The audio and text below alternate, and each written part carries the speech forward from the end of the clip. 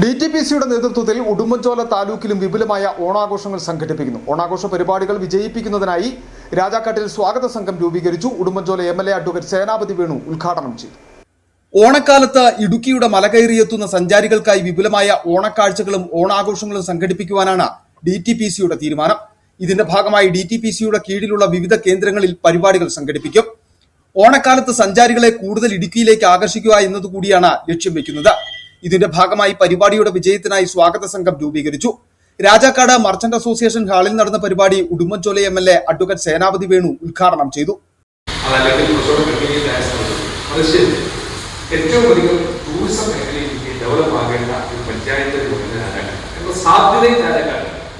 കാരണം മൂന്നാറിനോട് വളരെ ചേർന്ന് നിൽക്കുന്ന മൂന്നാറിൽ ചിറക് പോലെ വളരേണ്ട ഒന്നാണ് രാജാക്കാട്.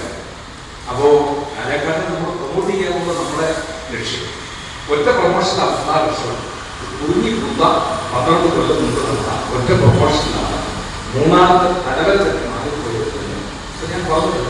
നമുക്കിതൊന്ന് പ്രൊമോട്ട് ചെയ്യാൻ കഴിയും. നമ്മുടെ പൊന്മുടി റിസർവോയർ, ശ്രീനാരായണ വെള്ളച്ചാട്ടവും, അതുപോലെ തന്നെ കള്ളിമാരി വ്യൂ പോയിന്റ്, ഈ 3 ടൂറിസം സ്പോട്ട്, അതുപോലെ തന്നെ കുത്തുങ്കര വെള്ളച്ചാട്ടം, ഇങ്ങനെ 3-4 പോയിന്റുകൾ നിൽക്കുമ്പോൾ ഏറ്റവും ടൂറിസത്തിന് അപാരമായ സാധ്യതയുള്ള ഒരു പ്രദേശമാണ്.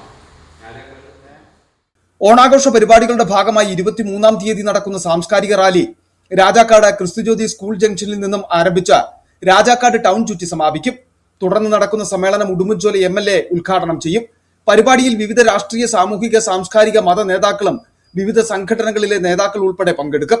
23, 24, 25 തീയതികളിൽ വിവിധ ഓണാഘോഷ പരിപാടികൾ സംഘടിപ്പിക്കും. 25-ന് പരിപാടികൾക്ക് സമാപനമാകും. ബ്ലോക്ക് പഞ്ചായത്ത് പ്രസിഡന്റ് മിനി ടോമി അധ്യക്ഷത വഹിച്ചു. DTPC സെക്രട്ടറി ജിതീഷ് ജോസ് സ്വാഗതം ആശംസിച്ചു.